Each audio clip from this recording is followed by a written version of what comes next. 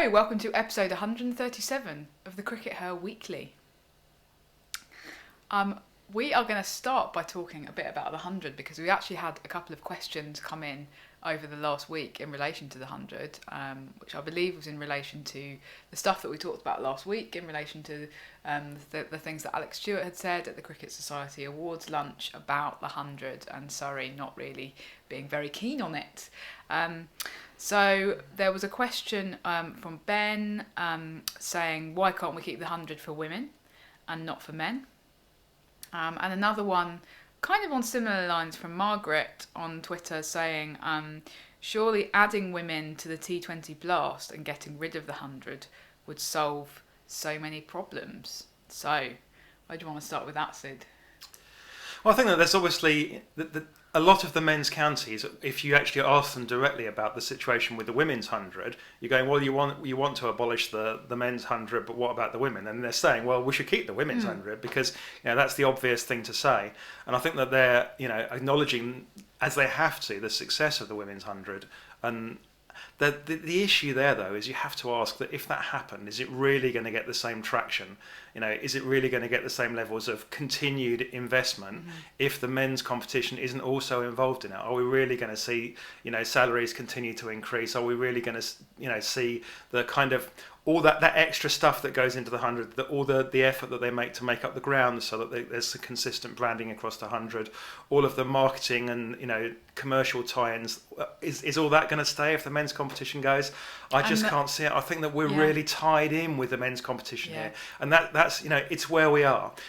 I totally understand that for many of our viewers and for many, many people out there, this isn't where they want it to be, but it is where we are now. And where we are now, I just feel that taking out the men's competition and leaving the women's competition to try and stand alone at this point just is not going to be a positive outcome ultimately for the women's competition. So that's where we look at with that one. What about this thing of like maybe folding the women and having a women's T20 Blast? What do you think about that, Raf? Yeah, I mean, if you were going to do that, then you might as well have kept the Kia Super League in some ways. I think that the difficulty with that, of course, is that we've set up now a women's structure that's based on regions that are aligned with the 100 franchises rather than counties. So you can't just fold in women now with the T20 Blast. It wouldn't be very... it would be quite difficult to do with the new structures that we've got. So there's a structural issue there. I think the other thing is that I kind of agree with you that actually one of the reasons the 100 has been successful is, and the research that I've been doing on this at Bournemouth University, where we've actually interviewed people, or we've actually done focus groups with people who attended the 100, is that the reason that people went to the women's matches in the 100 and have kept going in the second year is that actually it's that brand new competition, and it's the fact that they treat it as the same, and it's been marketed as the same by the ECB from the outset. You can't do that with an established competition like the Blast. It doesn't work. And that's why double headers in the Blast, which they have tried on occasion. I'm sure that, for example, Warwickshire played a match at Edgbaston before or after one of the Blast matches a few years ago. And didn't Sparks play a double header with Warwickshire this year as well? Okay. Blast Charlotte Edwards Cup doubleheader as well. Yes, they did have a couple of those, didn't they? It was not a success, essentially. No, you don't get the crowds. Basically, nobody stayed. No, you don't get the crowds. And it's because those competitions aren't aligned. And even if you did try to bring the women into the men's Blast and say, okay, well, we're going to have the women's Birmingham Bears or whatever, so you'd have to totally scrap everything that's been what we've worked to achieve with the regional brands and the regional names. So you'd have to totally scrap that and go, okay, we're going to have the women's Birmingham Bears. You still wouldn't get what you've got in the 100, which is this new thing where people have from the start of the competition built in that they're going to go to the women's and then the men's, or in some cases the men's and then the women's, but they're going to go to both, and that's their day, and that's what they're going to do. And, it's built in, it's factored in from the start. And that's how you build that huge audience to come to see the women and the men. You do it together, you do it from the outset. So I'm afraid that actually anyone who says that there's an easy answer and an easy explanation, which is just to align all of the women's competitions with the men's, the existing ones, it's not going to have the same traction as the 100 does, because it is that newness. It's almost a kind of case of saying, well, what we need to do in cricket is just tear up everything and start again from scratch, because that's kind of what they've done with the 100. But people don't like that. People don't like to hear that, because the men's teams have got such established fan bases. But it's one of those things where actually for many years, men's counties, they had their chance. They had their chance to invest in women's cricket. They had their chance to be really kind of movers and shakers in this area. And so few of them did anything to support the women's teams. Yeah, for the ECB literally gave the men's counties money for years to support women's cricket. And if rumours we've heard are to be believed, in several cases, that money did not go to women's cricket. Didn't reach the women. It was siphoned off and never arrived at the women's sides. Yeah. Some money did, but not all of the money the ECB gave them. And so, I'm afraid that's what's happened in the past, and there's no evidence to suggest that the counties overall have particularly changed. And in some ways, why would they? Because, the role of those men's counties is to, promote their men's teams. And if you give them an extra 500,000 a year, then what are they going to do? They're going to invest that in their men's team. They're going to go, oh, we can buy Bobby Basher now because we've got an extra 500,000. Is he Brianna's brother? Yeah, we can buy Tommy Tankett and, Where do you get these? I think they both play for Lancashire. And you just pull them out of your head somewhere. What goes on in that brain? But the overall point is that actually, the point at which men's counties should have, stepped up and paid attention to women's cricket was in 1998, when the merger happened between the ECB and the WCA, and they didn't. And they'd had 20 years of doing virtually nothing. And so we've got the 100, because that's a new thing that the ECB have imposed, and it's done really well for women's cricket. And sorry, men's counties, but you had your chance and you blew it, to some extent. Yep. Okay.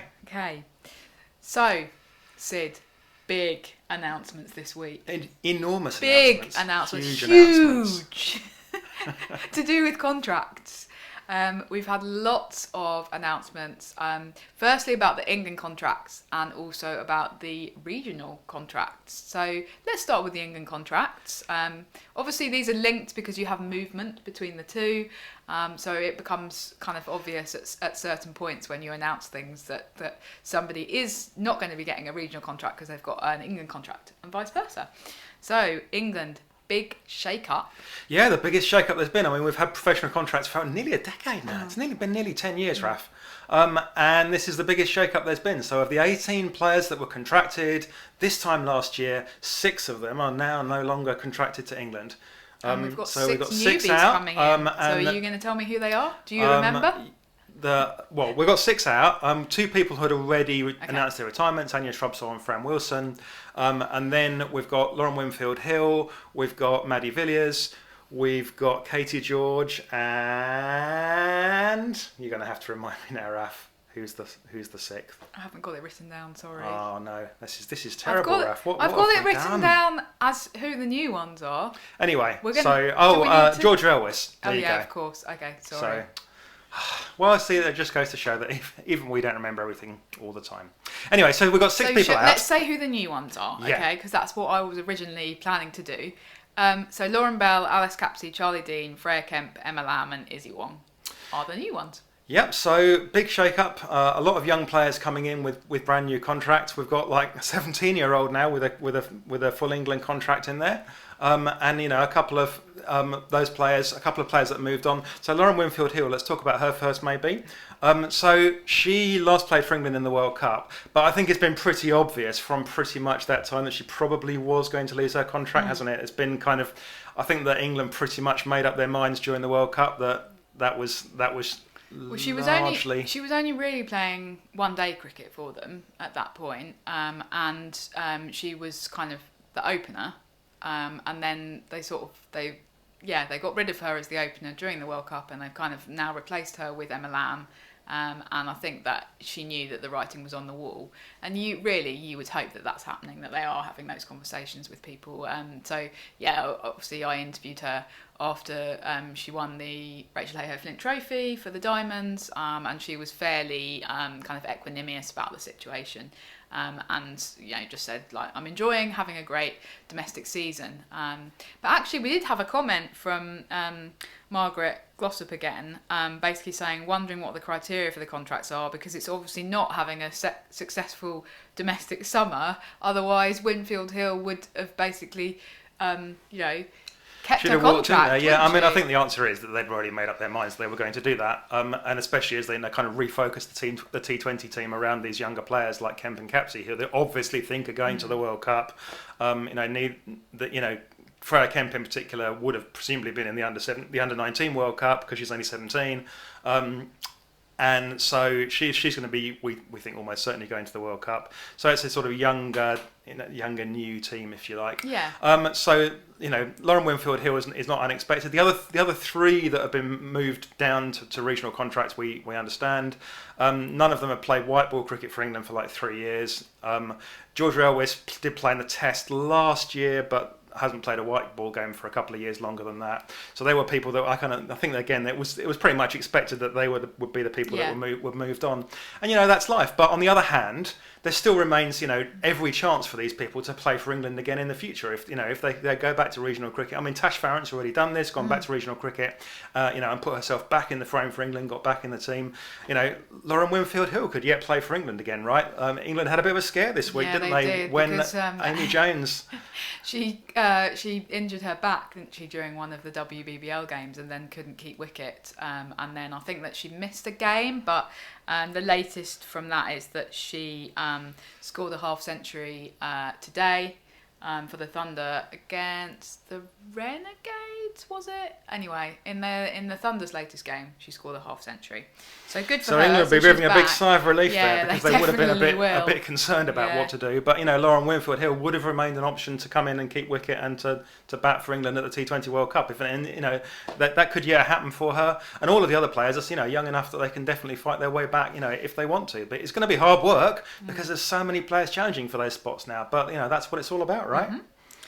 Yeah, absolutely. Do you think that there are any, I guess in terms of people who maybe consider themselves unlucky to miss out on an England contract, Maya Boucher potentially, who has been included in the England white ball squads for this latest season and also the 2021 summer as well. She made her England debut.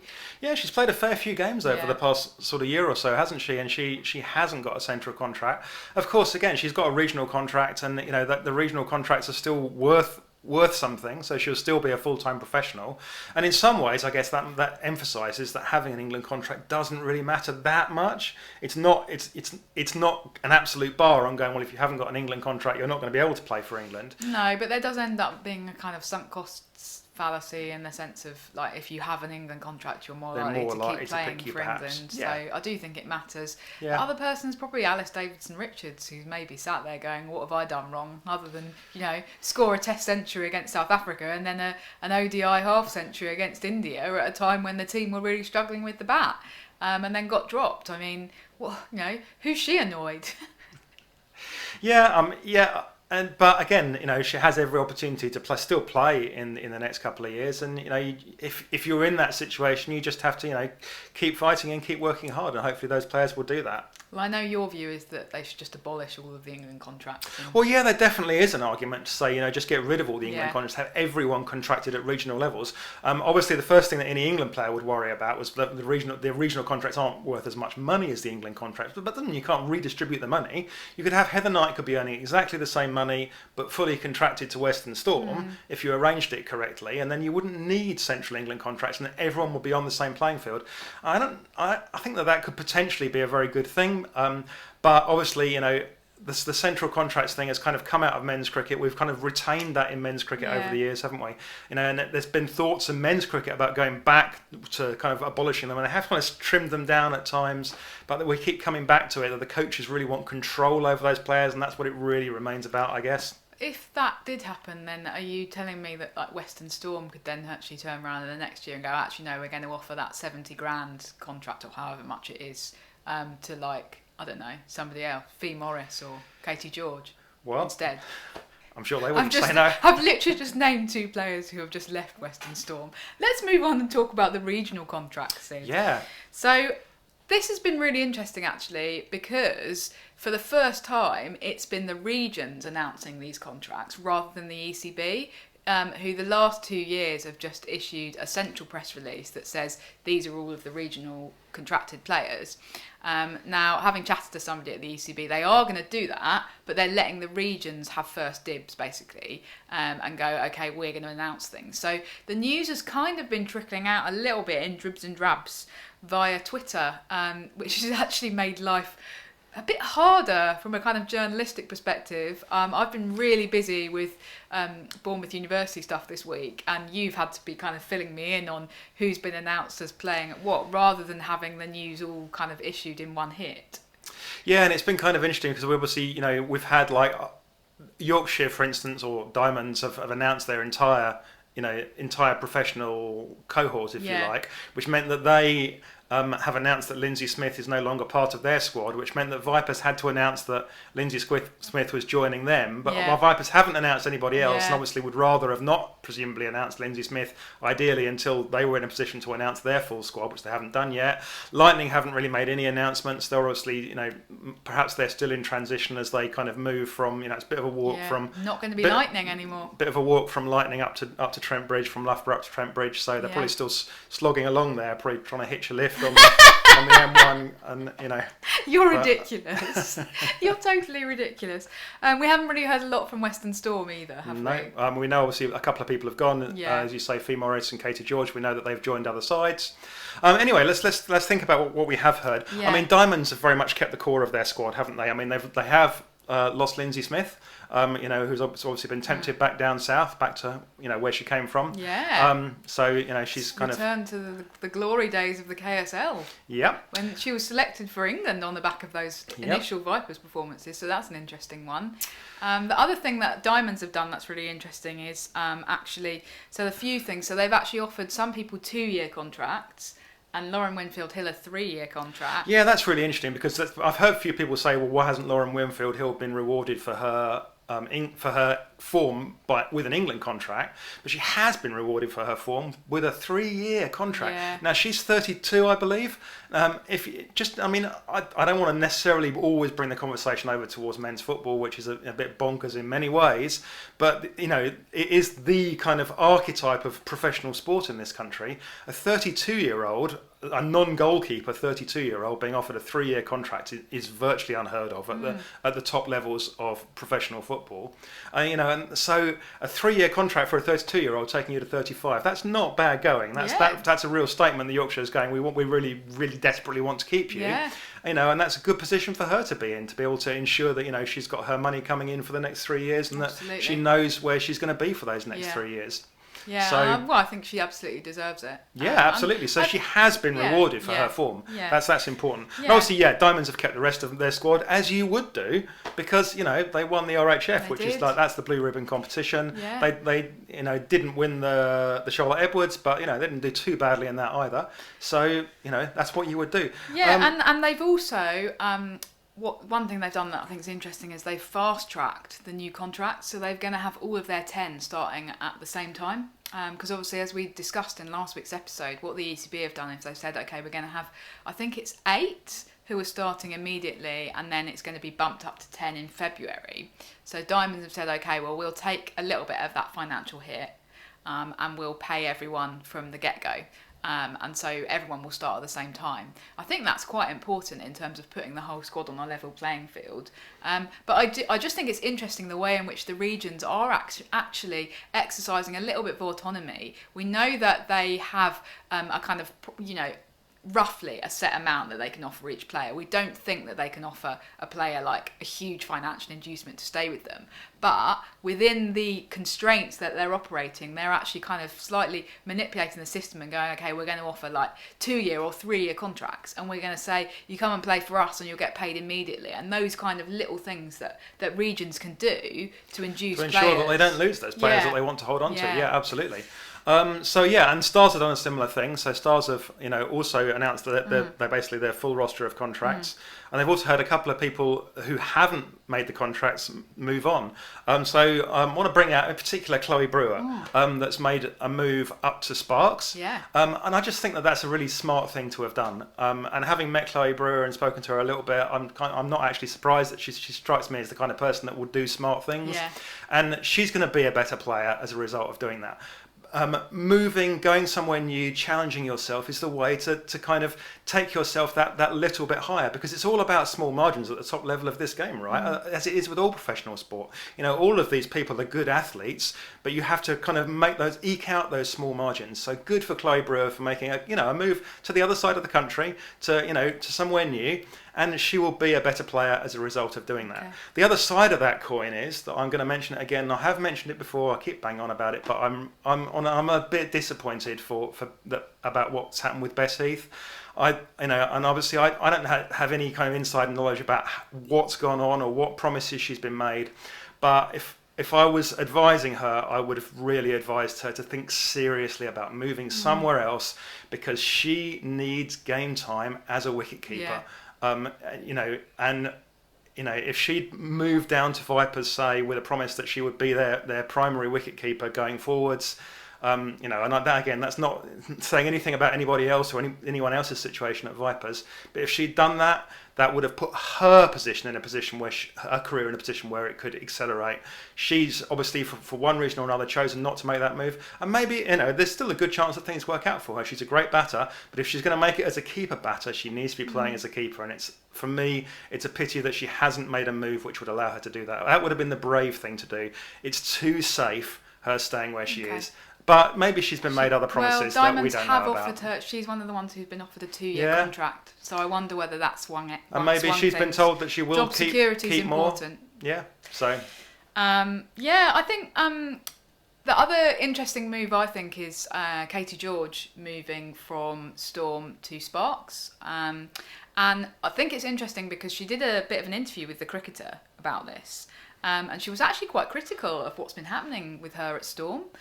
We know that she's been injured, so she's barely been able to play, and she's certainly not been able to bowl really very much at all for at least a couple of years. And she basically said, I've been left on my own to get on with it, and I feel like I've been abandoned. I can't remember if she used that word abandoned, but she definitely said I've been left on my own, and I don't feel like I've really been very supported by the region, so why wouldn't I move, was essentially what she was saying. So I think that was kind of interesting, a little bit of a critique of what's happening at Storm, perhaps. She's been in an odd position because she's basically sort of had an England contract, but she's not been in the not England really setup. Been part of the England setup as well. So the region should have been taking responsibility. It's difficult. Obviously, she's wound up, kind of falling between those two hedges, and it's a tough one for everyone involved. I think, and obviously, I think that you can see how she's ended up feeling that she's been neglected as a result of that. Even if I'm sure that if you talk to the people at Storm, they'd go, "Well, no, that's not quite the picture as we saw it." No, well, maybe they should come back out and say something. I don't know. It's still quite rare that you see players being openly critical like that. So I just thought it was interesting. I guess one of the things that we're maybe seeing with all of these moves is a little bit of player power in operation, aren't we? We're actually seeing players being able to go, okay, I'm going to make a decision about my own career and I'm going to do something a bit radical. But Sid, it's not looking great for the Vipers, is it? And I know that you're going to be slightly anxious because they've actually lost 4 out of their 6 professionals from last year. 2 of them gone to England, so they've not lost them. I guess they'll still be Vipers players. But we've got Paige Schofield moving to the Stars, Tara Norris moving to the Thunder. So what's happened to this big Lottie loyalty effect, hey? Yeah, that is an interesting question, isn't it? And it's obviously the Vipers haven't announced yet, apart from the Lindsay Smith thing. But when you look at all the people who are retained, it does kind of feel like that there's a lot of missed boats. You know, if you're a Vipers fan, I'm going to put my Vipers fan hat on now. I didn't think you'd ever taken it off, Sid. You know, what I wanted to hear from a Vipers announcement was I wanted to hear, we've signed Grace Scrivens. I wanted to hear, we've signed Bess Heath. That's the two that I wanted. Oh, okay. If I was, you know, disappointment. If I'd been running Vipers, they were the two people that I'd be really gunning for and you know, trying to get to sign for me and come and play for us. But both of them we know are staying where they are. So Bess Heath staying at Diamonds, Grace Scrivens staying at Sunrisers. You know, and who's left? Who are they going to bring in? And you know, there's definitely a strong youth set up there, but you know, they need to fill you know, 8 contracts up here. You know, and I wonder who's going to get those 8 contracts. Yeah. It's going to be a very, very young cohort, I suspect. Well, those, which is really interesting. It's just those players who are moving, Schofield and Norris, seem to have so often played such a key role for Vipers when their backs are up against the walls and they're in a difficult match situation and their England players are nowhere to be seen. Yeah, I mean, because they're both kind of solid domestic players. Yeah, I mean, it's really weird seeing them play somewhere else. Yeah. Anyway. Interesting times. The market perhaps correcting itself a little bit in terms of that dominance of Vipers. Well, yeah. You've just raised your Polly Starkey will be pleased. From Naughty Hi, Child. Polly. Yeah, she'll be happy. Overall, you know, we're talking a lot about kind of players moving around, but there's not been a whole amount of kind of players being like fired or losing their jobs still, and that's I guess that's partly a result of the fact that the system is expanding still, so it's allowing people to kind of continue to be contracted, who perhaps if the number of contracts was staying the same, would maybe be in trouble. So I think the only 2 players who we've seen who are sort of retiring or no longer contracted. So Jenny Gunn has announced her retirement, and Alex Hartley as well is not going to have a contract as we understand it. She's obviously going off to do media stuff. Yeah, absolutely, and you know, that's probably the right point in her career to be doing that. Obviously, she's got to think about the next 30, 35 years of her career, and you know, she's made a successful start of it, and you know, that's probably the right thing for her to be doing. Jenny Gunn, you know, obviously she's time for her to, you know, kind of finally hang up her boots completely, I think. But I'm sure that she'll stay around the game, and we'll you know, this won't be the last we'll hear of Jenny Gunn. But yeah, I was kind of expecting that there might be some more like involuntary retirements, that some people might, you know, lose a contract somewhere and find it difficult to get another somewhere else. You know, but with so many new contracts, that's not happened. You know, and if you want to try and, you know, think about, you know, your region kind of being able to produce the best side that it can, then it does make sense to kind of take people that have been professionals for 2 years rather than, you know, letting them go. So, you know, someone like Naomi Datani, you know, she can say, well, you know, I've got 2 years of professional, you know, cricket under my belt now. You know, I'm a solid player. You know, I'm going to be that much better than somebody who's never had a professional contract. And so it does make sense for these people to get snapped up by the other teams, and you know, maybe it will balance out those teams a bit. We'll see. Okay, well, it might mean that Vipers don't win everything. Well, great. Thanks as ever for tuning in, and bye for now. See you in a week's time. Bye.